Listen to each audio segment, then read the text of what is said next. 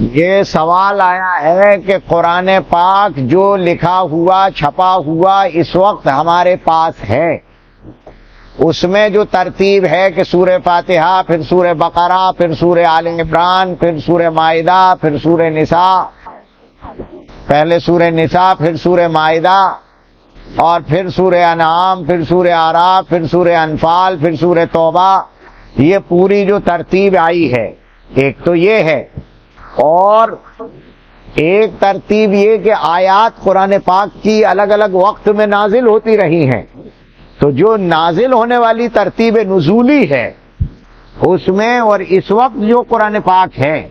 اس کی جو سیکوینسی اور جو ترتیب ہے، کیا وہ دونوں ایک ہیں یا الگ الگ ہیں؟ سب کو پتا ہے کہ وہ الگ الگ ہے۔ نازل تو سب سے پہلے اقرأ باسم ربک الذی خلق ہوئی تھی، وہ پہلے نازل ہو، اور وہ بھی پوری صورت نہیں ہوئی، شروع کی کچھ آیتیں نازل ہوئی ہیں۔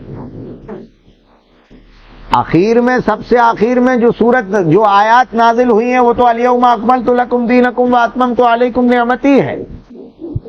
تو سورہ مائدہ میں پائی جا رہی ہوں۔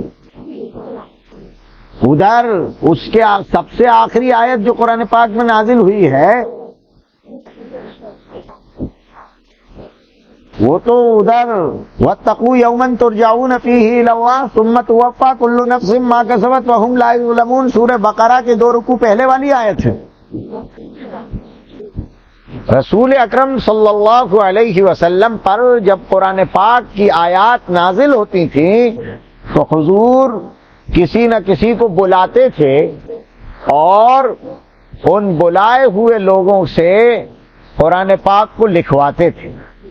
لکھنے کا طریقہ بھی بتلاتے تھے اور یہ بھی بتلاتے تھے کہ اس آیت کو فلاں صورت میں فلاں آیت کے بعد لکھو۔ تو جو ترتیب ہے اس وقت میں وہ رسول اکرم صلی اللہ علیہ وسلم کو اللہ تعالیٰ نے بتلائی ہے اور اللہ تعالیٰ رسول اللہ نے لکھنے والوں کو بتلائی ہے، اس ترتیب سے لکھا گیا ہے۔ نازل جو ہوئی ہیں مختلف مقامات پر مختلف آیات وہ الگ الگ ہوئی ہیں۔ جی صرف ایک سورہ یوسف ہے جو اکٹھی ایک ساتھ آ گئی ہے پورے کی پوری۔